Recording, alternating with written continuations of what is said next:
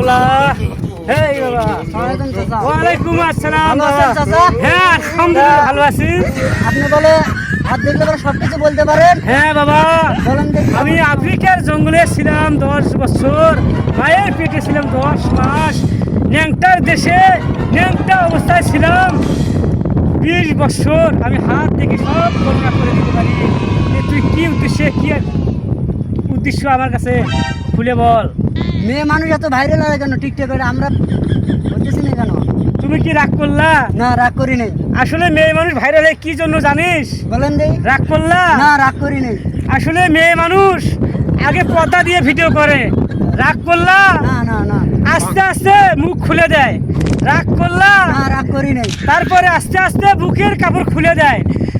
রাগ করলা? না, না, রাগ বাবা করি তুমি নাই। কি রাগ করলা? না, রাগ করি নাই। আসলে এই জন্যই মহিলা মানুষ বা মাইয়ে মানুষ ভাইরাল হয়। তারা আস্তে আস্তে উলঙ্গ হয়ে ভিডিও বানায়। তুমি কি রাগ করলা? না, বাবা, রাগ করি নাই। আচ্ছা ঠিক আছে, আসলে বাজান বাবা যাও। না? আচ্ছা বাবা ঠিক থাকে আছে, না? হ্যাঁ আলহামদুলিল্লাহ।